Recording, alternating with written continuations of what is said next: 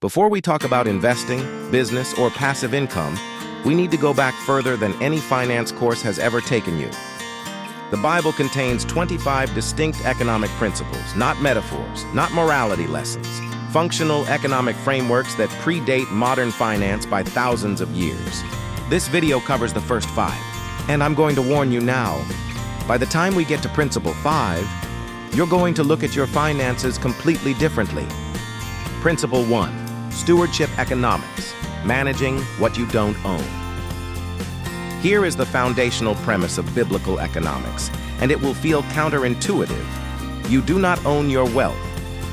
Deuteronomy 8 verse 17 says this, "You may say to yourself, my power and the strength of my hands have produced this wealth for me. But remember the Lord your God, for it is He who gives you the ability to produce wealth." The ability to produce wealth is not self-generated.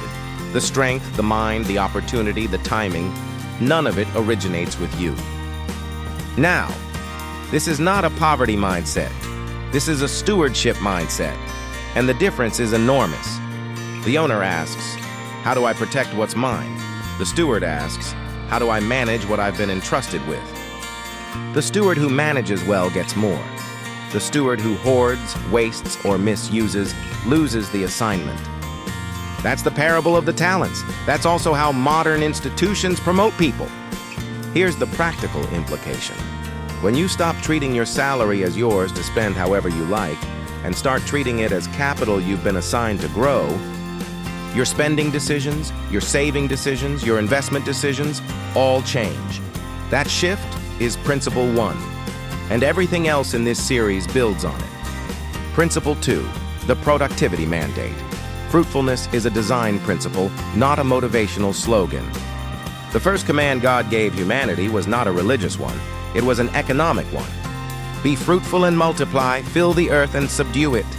Genesis 1:28. Be fruitful, multiply, fill, subdue. This is a productivity mandate embedded in the design of human beings. Now jump to the New Testament, the parable of the talents, Matthew 25. A master distributes capital to 3 servants and leaves on a journey. 2 servants deploy it, 1 buries it. When the master returns, he asks one question. What did you produce? Notice what he does not ask. He does not ask, did you keep it safe?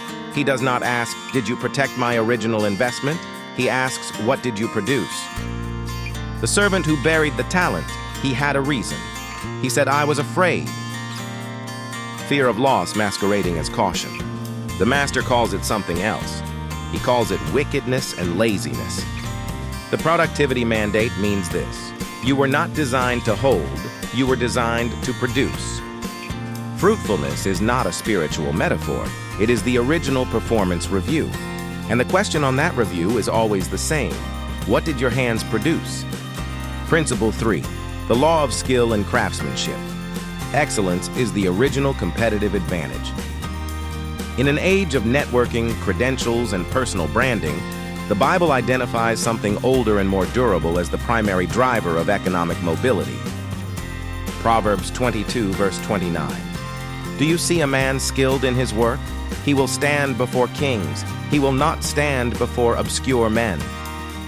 Not the most connected man, not the most educated man, not the most charming man, the skilled man. Now look at Exodus 31. God is about to build the tabernacle, the most sacred structure in Israel's history.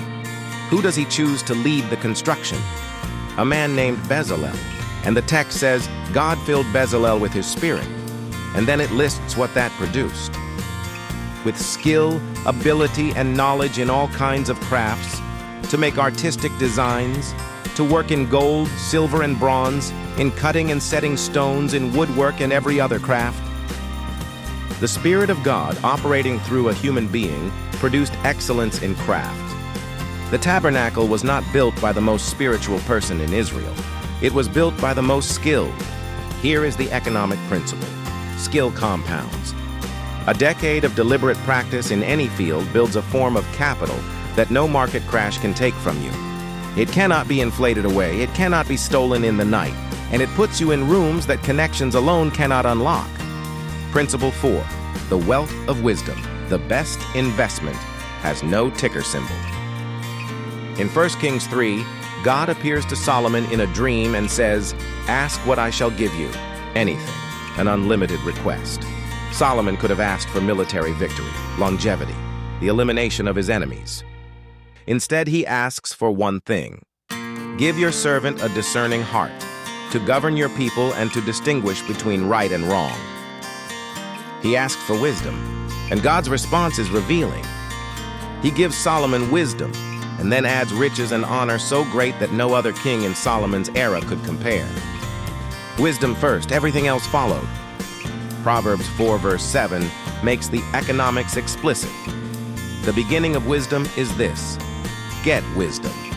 Though it cost you all you have, get understanding. Cost you all you have. This is an investment instruction. The Bible is telling you to pay whatever it costs to acquire wisdom, because wisdom is the asset that improves the yield of every other asset you hold. Here is the practical version. The investor with wisdom and no money will eventually have both. The investor with money and no wisdom will eventually have neither. Wisdom is the meta asset, and unlike stocks, unlike real estate, unlike gold, it cannot be taken from you by a market cycle. Principle 5, the power of reputation. Capital, how an invisible asset becomes your most valuable one.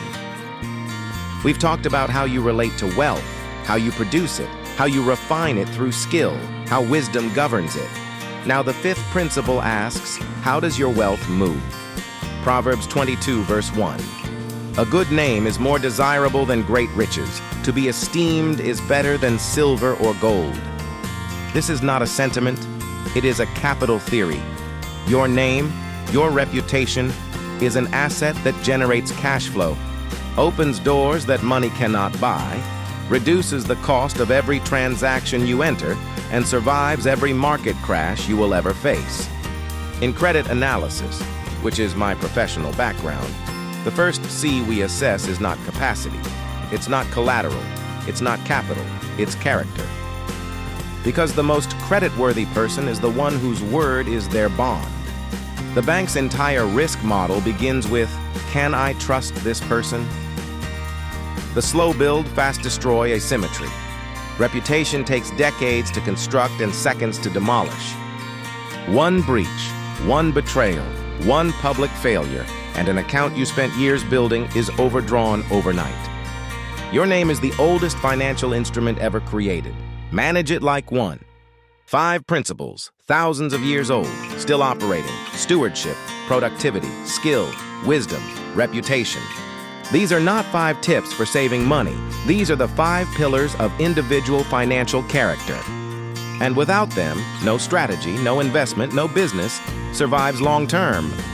The financial exegesis continues in part 2, wealth creation mechanics, 10 more principles, including how Joseph built the world's first sovereign wealth fund and what diversification looked like 3,000 years before the Nobel Prize. If this video shifted how you see money in Scripture, subscribe, share it with one person who needs to hear it, and I'll see you in part 2.